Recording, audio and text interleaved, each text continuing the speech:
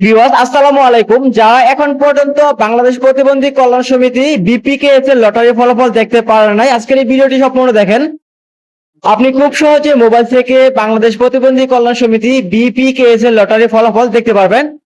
যদি আপনার কাছে লটারি থাকে, সেই লটারি নাম্বার থেকে আপনি সার্চ করে দেখতে পারবেন। তার জন্য প্রথমে আপনার মোবাইল থেকে যে কোনো একটি ব্রাউজার ওপেন করে দিবেন।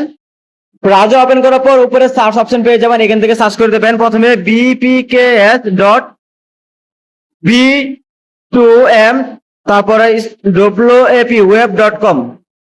তো এইটুকু লিখে আপনি জাস্ট সার্চ করে দিবেন। সার্চ করে দেওয়ার সাথে সাথে প্রথমে আপনার সামনে একটি ওয়েবসাইট চলে আসবে। আপনি প্রথমে এই ওয়েবসাইটে ক্লিক করবেন। তো ওয়েবসাইটে ক্লিক করার পর আপনি নিচে চলে যাবেন।